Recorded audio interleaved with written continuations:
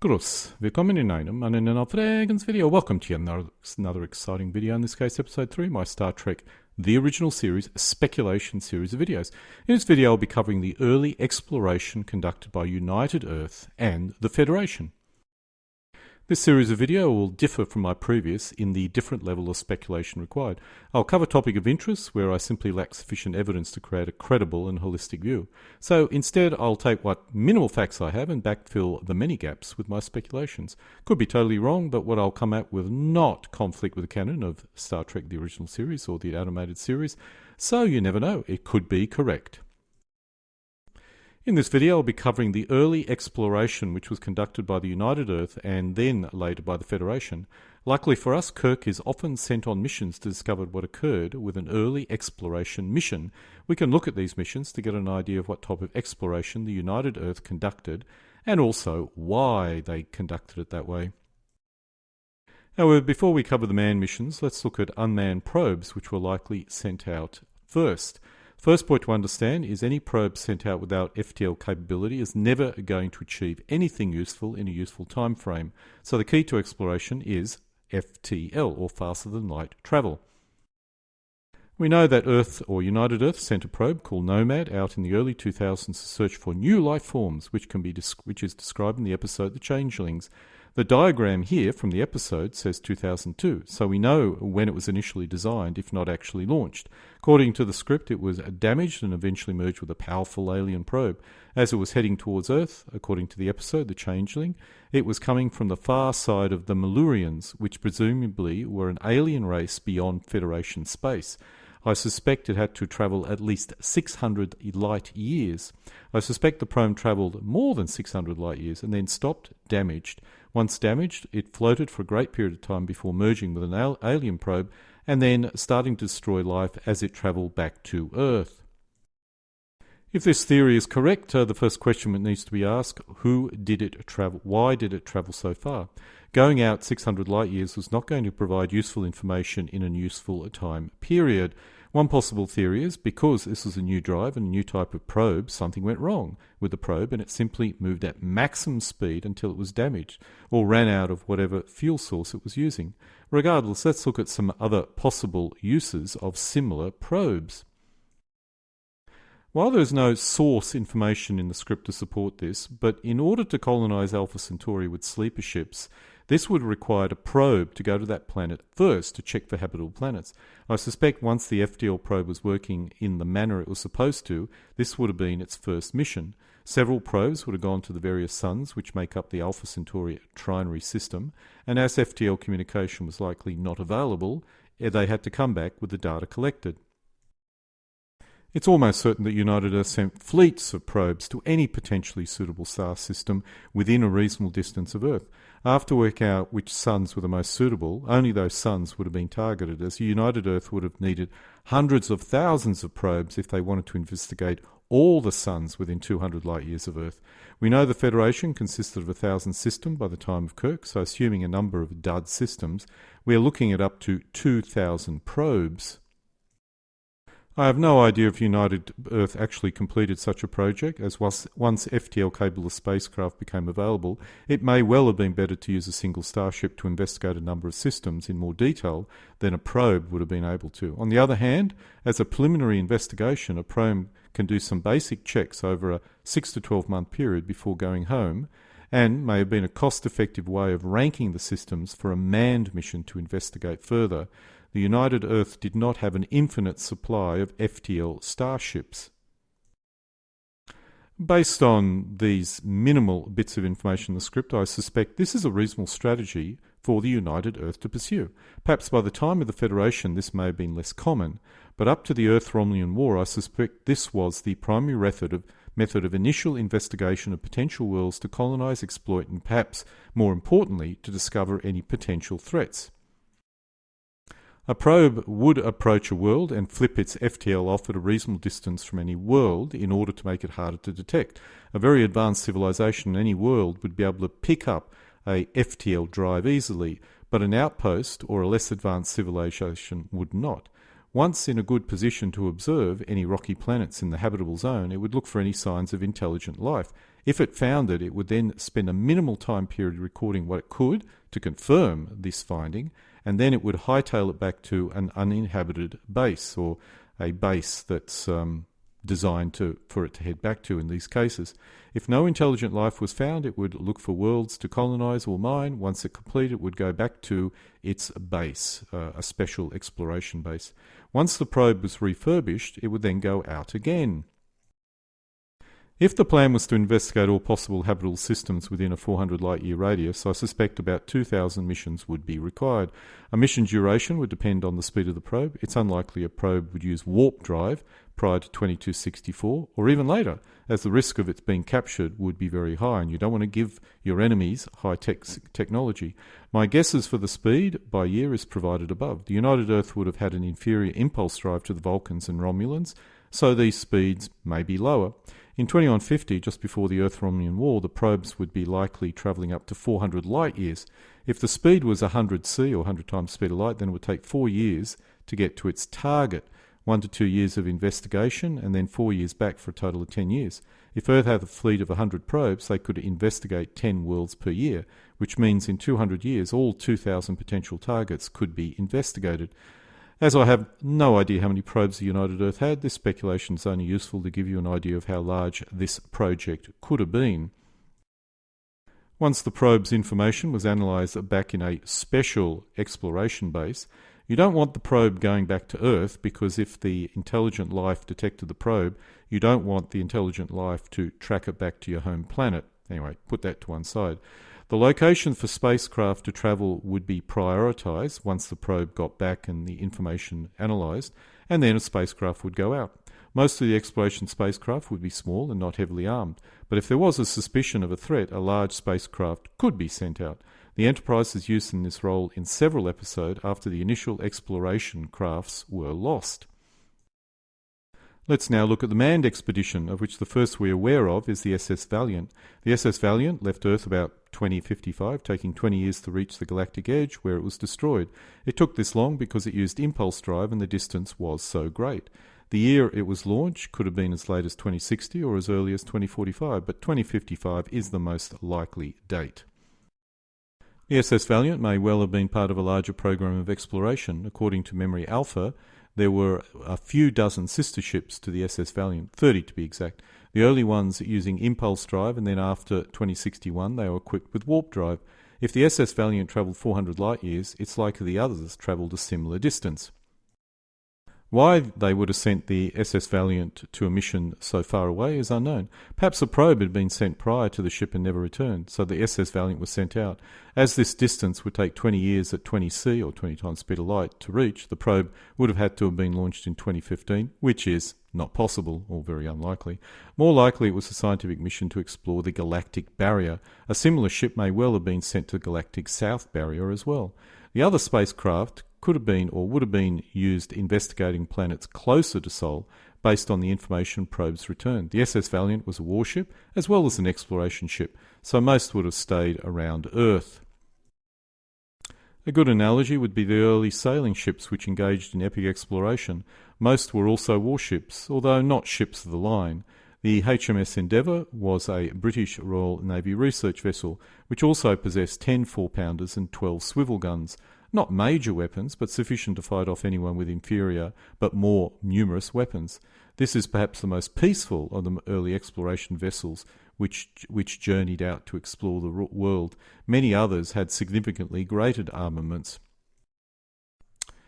The Federation lost their first ship at the Turian system in 2117 AD. I expect this was an early exploration ship, perhaps an early warp drive ship. This shows how the loss of this starship fits in with other events. This was almost certainly a warp-driven ship, most likely a starship, or reasonably large and armed spacecraft, perhaps similar to the Bonaventure class. I'm not certain why a probe was not sent to this planet, which would have discovered this civilization, but for some reason a probe was not sent, or the probe was destroyed, or fooled in some way. As the inhabitants of the Turians lured their prey when they needed to, perhaps the planet was hidden in some ways, or perhaps this is an example of a star which is not considered a good candidate for habitable planets, a red dwarf or blue giant, for example, and no probes were ever sent. My guess is this system would have to be about 400 to 500 light years from Earth, which means the only ships which travel past it would be exploration or starships, such as the Enterprise. It would not be within United Earth or Federation territory. In the episode The Return of Archons, we discover the Federation sent a starship called the SS Archon to Beta 3 planet 100 years ago. That is, from the episode. It's assumed this was 2164, which is after the Earth-Romulan War. The spaceship was destroyed by Landru. While this episode does not specifically state the ship was an Earth ship, it's reasonable to assume it was a human ship, as it was the Enterprise was checking up on it. Federation was only 3 years old, so the Archon may have left for its mission before the Federation was even formed. I doubt it was sent during the Earth-Romulan War, but you never know. Going back to our timeline, the SS Archon was destroyed shortly after the end of the Earth-Romulan War. Likely it was sent out once the war ended in 2159. It may have been sent before the Federation was formed, but certainly got to the planet when this had occurred, that is, the Federation being formed. In the same year, the Denver colony was first colonised, likely with a colony ship containing a few hundred colonists. This also would have been sent out after the war. The SS Archon was likely a starship, which may have gone out to this planet because a probe had detected a civilization in the system, and it was probably destroyed. The Archon was smaller and less powerful than the Enterprise, which means it was more easily destroyed by the machine controller at Beta 3. In the episode A Piece of the Action, we discover the Horizon was a ship which visited Sigma Iota 2 and left a book about organised crime behind, which impacted the civilization. This occurred 100 years prior to this episode, so I expect the technological development was about 1830s level when it got there. Let's go back to our timeline. The year after the SS Archon was destroyed, the Horizon visits Sigma Iota 2, the gangster planets. In 2165 AD, the Prime Directive did not exist. This ship was not destroyed and was likely sent out in response to a probe locating a primitive civilization. In the episode A Taste of Armageddon, the Federation sends the starship SS Valiant to Eminar 50 years ago from the episode, or in 2214, where it was lost. We later discover it was destroyed by Eminar 7. A gap of 50 years seems to imply Eminar 7 is well beyond the borders of the Federation. Back to our timeline, we now get a large gap of 49 years before we come across another exploration mission, in this case the USS Valiant, which was sent out and destroyed at Eminar. I suspect this planet was identified long before by a probe and an exploration ship was sent out to make contact, but was told to go away, which it did. The SS Valiant may have been a follow-up mission. My guess is this planet is well beyond Federation space in the time of Kirk, so it's likely about 450 light-years away. The SS Valiant is likely a warship, but as it was smaller and not as powerful as the Enterprise, it was destroyed by the civilization at Eminar 7. In the episode A Cage, a survey ship, the SS Columbia, was exploring the region around the TOS star group 18 years prior the episode. My best guess is the episode occurred in 2254, so the SS Columbia was lost in 2236 in the TOS star group. Looking at our timeline, we discover we get another, but smaller, gap of 26 years before we come across another exploration mission, in this case the SS Columbia, which was destroyed around the TOS system. The SS Columbia was a survey ship, which may be a smaller spacecraft than some of the earlier ones we've come across. It would have been armed, even if all we see are scientists in the episode The Cage. In the episode Court Martial, we discover there's a Vulcanian expedition which Kirk may have been involved with. Could this be the expedition which makes first contact with the Vulcans? I doubt it. The fact is Spock is half human indicates there must have been Earth-Vulcan contact before the Vulcanian expedition. Most likely it was the first Earth expedition to Vulcan, but that the Vulcans had made contact with Earth before Spock was born.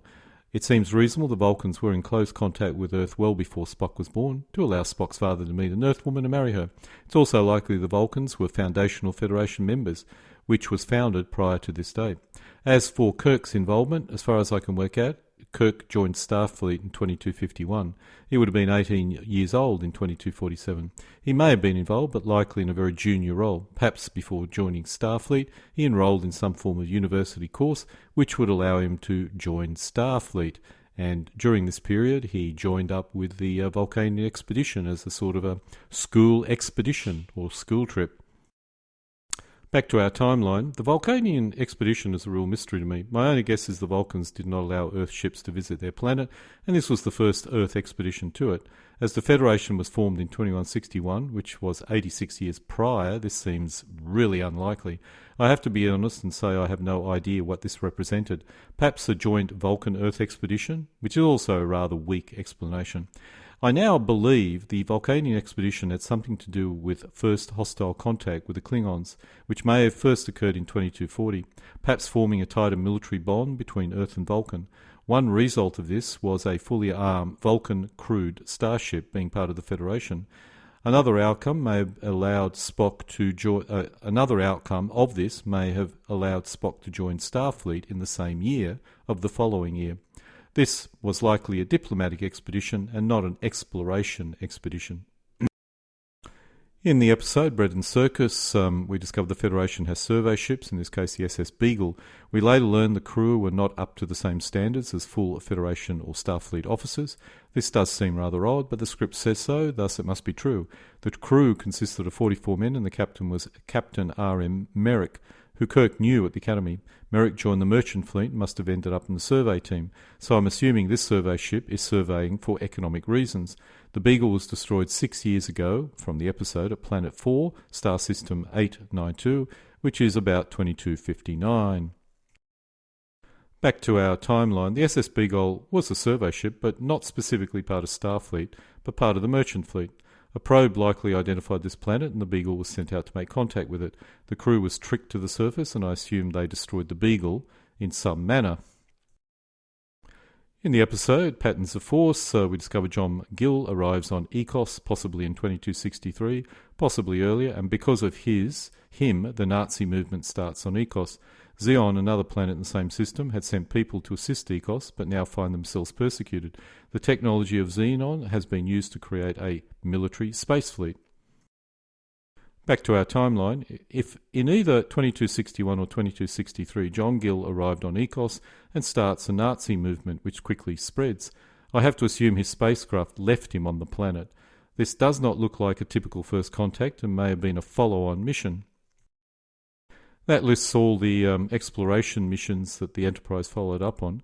I now want to go through a possible scenario of how the United Earth explored a system and then either colonised it or made contacts with any inhabitants. The colonisation scenario is reasonably simple. The United Earth sent wave after wave of probes to investigate systems with a high probability of having habitable worlds. At this point in time, FTL communication was lacking, at least for the United Earth. Vulcan likely had this technology but would have not shared it yet. As a result, the probes would then go back to a designated exploration-based system to report on its finding. If the story was good, a colony ship or an exploration ship waiting at that system would then journey out. This, of course, is purely speculation, but if the probes have to go back to report, the United Earth would be concerned the probes may be followed. Thus, the probes would go back to a special system, likely a red dwarf with a base on it. That way, if aliens followed the probe back, they would not find an inhabited planet.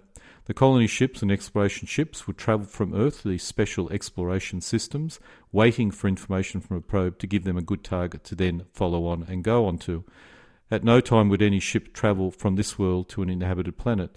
Thus, they are basically a dead end for any spying aliens.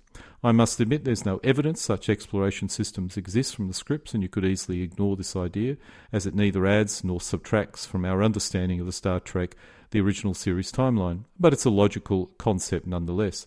Now let's look at a more complex first contact scenario. I have mentioned in past videos I feel the Earth-Romulan War started when both United Earth and the Romulan Star Empire came into contact with a three-system alien civilization at a midpoint between both home worlds, that is Romulan and Earth. This is because neither race ever saw each other, so to explain this I have created this civilization in between. United Earth makes contact with a colony system close to Earth, or closer to Earth, and the Romulans make contact with a colony system at the other end, close to Romulus. In the centre is the home world, which neither major nation is allowed to go to. Earth and Romulus may send spy ships to the world, but as spy ships are designed to remain hidden, the humans and Romulans are unaware of each other. Because in the later Enterprise series, the white-skinned offshoots of the Andorians acts as some form of intermediary race, I will use them for my postulated alien civilization. My theory is the Aenar, who left Andoria many years prior, like the Romulans, and founded their own civilization far away from their former home planet, no doubt because they were being persecuted on this planet. This map shows the extent of the United Earth and Romulan Star Empire just before the war, with Aenar in the centre shown by the white line. I'm not showing the colony systems, which would exist about 2 to 4 light years from the home world, home planet on either side of the home planet. The first step would be a probe is sent to the Aenar world, perhaps 1, 2 or 3 probes, one for each system, or just the closest system. Likely only the closest system would be targeted first. If our hypothetical exploration base is about 20 light years from Earth, then the distance to be travelled would be between 180 and 200 light years. The speed of the probe would be between 50 and 100 times the speed of light, so this would take from 3 to 6 years. It would spend a very short time on the system as it would detect a civilization or intelligent life there, and then it would hightail it back. Perhaps the round trip would take from 6 to 13 years. For simplicity, let's assume 10 years round trip. Once back at the exploration base, the United Earth would send an exploration ship to make first contact. This ship may be faster, but would spend more time on the Aenar world. It would then go back with some form of trade agreement in place. This would take about, let's say, 10 years round trip. Some form of FTL communication would also exist, but I estimate it's fairly small or slow, perhaps 50 times the speed of light communication speeds. After this, a regular schedule of transport ships would travel between the two locations, and at some time, some form of loose alliance may well have been made after, let's say, 1 or 2 decades. This could even represent United Earth's first alien ally, who is not part of the Vulcan Trading Association, and may well represent some form of diplomatic first. My theory is the other alien planets, part of the Vulcan Trading Association, only want trading agreements and not any form of alliance. United Earth probably went into the war with Romulus by itself, or with only Aenar as an ally. If this theory is correct, and if United Earth considered the Aenar a friendly ally alien nation, this would have held a special place with the paranoid people of Earth. Unlike the mysterious and never fully understood or trusted Vulcans and their trading partners, the Aenar would have represented an alien nation which could be trusted and understood. However, I would imagine there would be a little bit of paranoia and panic before this occurred on Earth, because Aenar would certainly have some form of military force and would have reasonably high technology, and may well be Earth's first contact with such an alien race, which may have caused a little bit of consternation until the alliance was signed. Then, based on my theory, at some time the Romulan Star Empire attacks the Aenar colony world that's closest to it and quickly takes it, but by the time they get around to taking or attempting to take the Aenar home world, some minimal United Earth assistance is available and they manage to defeat the first invasion. Perhaps an armed United Earth exploration ship is close by when the Romulans attack, and it joins the Aenar ships in defending the home world. When the Romulans come back with a larger force, United Earth may well have supplied Aenar with as much defensive weapons as they could get to Aenar, but this may not have been very much. The Romulans win this battle, but realise there is someone helping the Aenar and then go on a full war footing. The rest I've covered in a Earth-Romulan war video, so I'm not going to cover it again. If we backtrack and create a possible timeline, we see the United Earth sends a probe out in 2091. 10 years later, an exploration ship is sent out in 2101 and establishes diplomatic relations. 10 years later, trading missions start in 2111. 35 years later, a defensive alliance is established, about 2146. 5 years later, the Romulans invade their Aenar colony planet and Aenar itself in 2050, and United Earth gets involved by 2151.